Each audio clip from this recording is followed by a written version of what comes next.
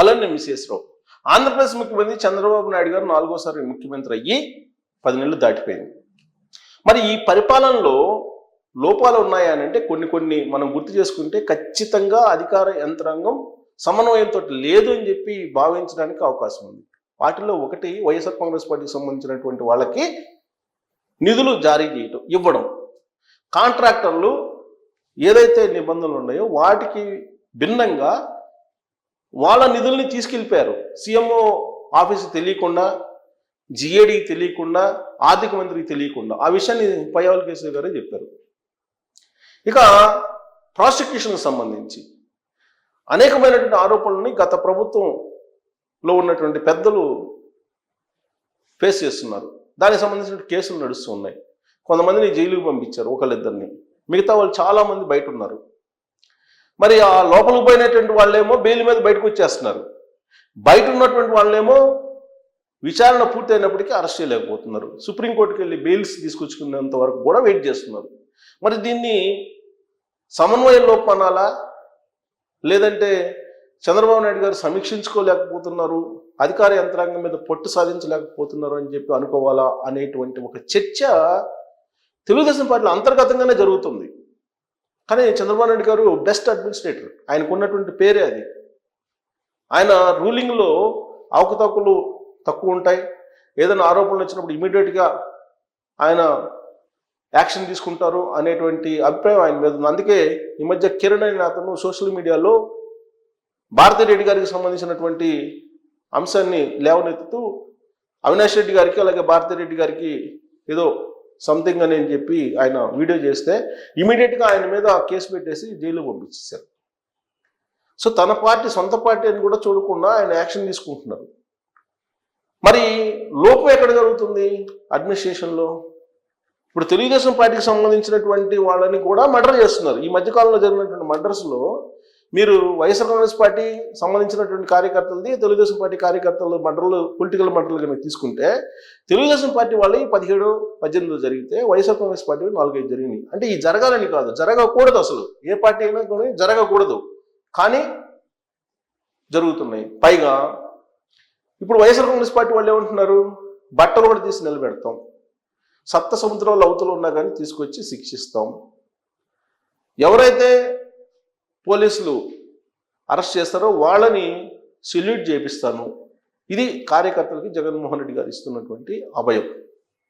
మరి ఇదంతా చూస్తే అడ్మినిస్ట్రేషను అనేది పగడ్బందీగా ఉందా, లేదంటే ఎక్కడైనా లూప్ హోల్స్ ఉన్నాయా అని అంటే 10 నెలల తర్వాత లూప్ హోల్స్ ఉన్నాయని చెప్పి చంద్రబాబు నాయుడు గారు గమనించారని చెప్పి తెలుస్తుంది. అందుకే సీఎంఓ ఆఫీస్ నుంచి మంత్రుల పేషీల వరకు మొత్తం ఒక సర్జికల్ స్ట్రైక్ మాదిరిగా ప్రక్షాళన చేయాలనే ఒక నిర్ణయం తీసుకున్నారు చంద్రబాబు నాయుడు గారు అనేది తెలుస్తుంది.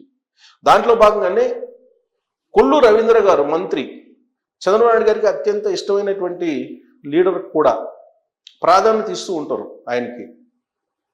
అయినప్పటికీ కూడా ఆయన ఒక ఓఎస్డీని, రాజబాబు అనేటువంటి ఓఎస్డీని పెట్టుకున్నారు.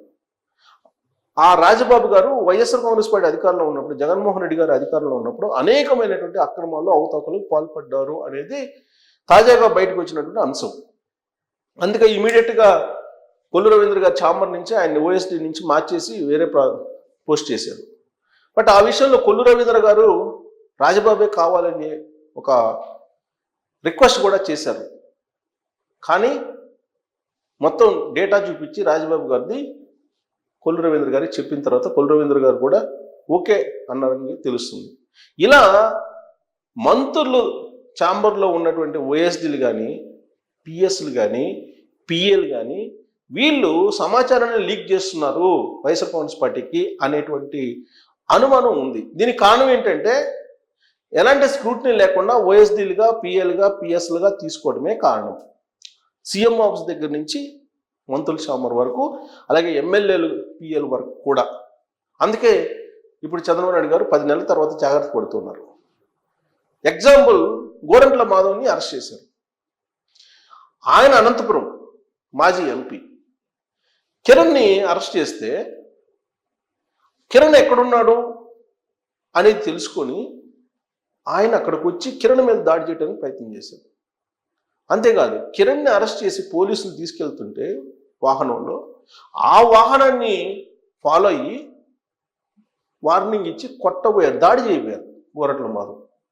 అంటే పోలీసు వ్యవస్థలో లేదా యంత్రాంగంలో ఎవరో లీక్ చేస్తున్నారు వైఎస్ఆర్ కాంగ్రెస్ పార్టీకి సంబంధించిన వాళ్ళకి అనేది ఒకటి ఉంది. ఏ ప్రభుత్వం ఉన్నా కానీ లీక్స్ ఉంటాయండి. కానీ ఇప్పుడు కోర్టులుగా మారారు కొంతమంది ఐఏఎస్లు కూడా కోర్టులు ఉన్నారు. ఇప్పుడు ఎగ్జాంపుల్ చెప్తున్నారు రోజా మాజీ మంత్రి గారు, ఆవిడ మీద అనేకమైనటువంటి ఆరోపణలు అక్రమాలు ఉన్నాయి. కానీ ఒక ఐఏఎస్ ఆ ఫైల్స్ అన్నింటిని కూడా హోల్డ్ చేశారు, అందుకే విచారణ ముందుకు సాగట్లేదు అనేది వినిపిస్తుంది. సో ఇలా అనేకమైనటువంటి ఇప్పుడు పెద్దిరెడ్డి రామచంద్రారెడ్డి గారు ఉన్నారు, మదనపల్లిలో ఫైల్స్ దగ్ధం చేసిన దగ్గర నుంచి ఆయన ఫామ్ హౌస్లో అటవీ భూమి ఉంది అనేటువంటి ఆరోపణలు ప్రూవ్ అయిపోయి సర్వే నెంబర్లతో సహా బయటకు వచ్చినప్పటికీ కూడా ఆయన మీద యాక్షన్ తీసుకోవడానికి రెవెన్యూ CCLA ముందుకు రావట్లేదు. అందుకే ఇప్పుడు సిసోడియాని కూడా మార్చేశారు. సిసోడియాని కూడా మార్చేసి బయటకు పంపించారు. సిసోడియా అంటేనే మంచి పేరు యాక్చువల్గా, కానీ అలాంటి సిసోడియా గారు సరైన సమయంలో సరైనటువంటి విధంగా యాక్షన్ తీసుకోలేకపోవడానికి కారణం ఏంటి అని అంటే ఆయన మీద కొన్ని రకాల ఒత్తిళ్లు ఉన్నాయని చెప్పి భావిస్తుంది తెలుగుదేశం పార్టీ ప్రభుత్వం. అందుకే అలాంటి ఆయన్ని కూడా మూవ్ చేశారు ఆ ప్లేస్ నుంచి. అంటే పూర్తి స్థాయిలో ప్రక్షాళన ప్రారంభమైంది.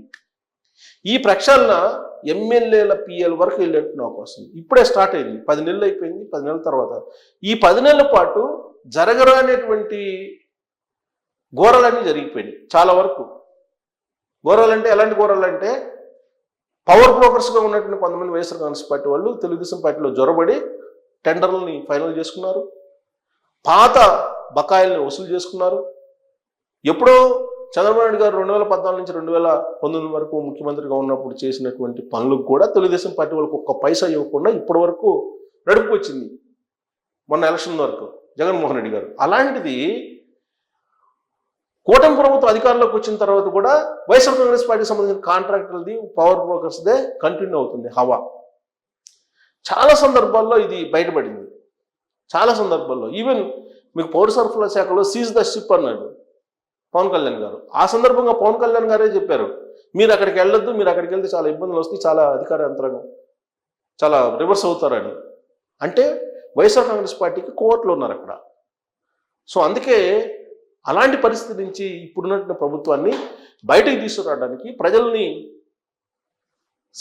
ప్రజలకు సేవ చేయడానికి, ప్రజలకి సేవ చేసే మార్గంలో అధికార యంత్రాంగాన్ని నడవడానికి, అలాగే విజన్ 2047 దిశగా తీసుకెళ్ళడానికి, P4 ప్రాబ్లాన్ని అమలు చేయడానికి ఇవన్నీ కూడా నమ్మకమైనటువంటి అధికారులు కావాలి, అధికారం యంత్రాంగం కావాలి. ఈవెన్ ఇప్పుడు కూడా వెంకటరెడ్డి అనే అతను ఉద్యోగుల సంఘం మాజీ లీడర్గా ఉండి ఇవాళ కూడా సెక్రటరియట్లో ఆయన హవా కొనసాగిస్తూ ఉన్నారు. ఆయన ఒక టీమ్గా ఏర్పడి ప్రభుత్వానికి వ్యతిరేకంగా సెక్షన్ ఆఫీసర్స్ వరకు పనిచేయిస్తున్నారు. దీని అంతరిక కారణం ఏంటంటే కోర్టులుగా కొంతమంది మంత్రుల దగ్గర వైఎస్ఆర్ కాంగ్రెస్ పార్టీ సింపథైజర్స్ ఉంటాడు, పిఎస్లుగా ఉన్నాడు, పిఎల్గా ఉన్నాడు. సో అందుకే చంద్రబాబు గారు సంపూర్ణమైనటువంటి ప్రక్షాళన చేయడానికి సిద్ధపడ్డారు. అది స్టార్ట్ అయింది. ఈ స్టార్ట్ అయినటువంటి ఈ సర్జికల్ స్ట్రైక్ ఎక్కడి వరకు వెళ్తుంది అనేది మనం చూడాలి. బట్ వన్స్ స్టార్ట్ అయిన తర్వాత చంద్రబాబు గారు ఆగరు, దాన్ని ఖచ్చితంగా సీరియస్గా తీసుకుంటారు. ఈ సర్జికల్ స్ట్రైక్ కలవర పెడుతుంది వైఎస్ఆర్ కాంగ్రెస్ పార్టీలో సానుభూతి పరులకు, ఆ పార్టీ సానుభూతి పరులకు. మరి చంద్రబాబు నాయుడు గారు ప్రారంభించినటువంటి ఈ ప్రయత్నం సీఎం ఆఫీస్ నుంచి కూడా స్టార్ట్ అవుతుంది అంటున్నారు. సీఎం ఆఫీస్లో కూడా ప్రక్షాళన స్టార్ట్ అవుతుంది అంటున్నారు. మరి ఈ ప్రక్షాళన అవసరం ఇప్పటికిప్పుడు వేగం చేయాలా లేదంటే నిదానంగా చేయాలా? ఇప్పటికే లేట్ అయింది అంటారా? దీని మీద మీ కామెంట్ చేయొచ్చు. Thank you.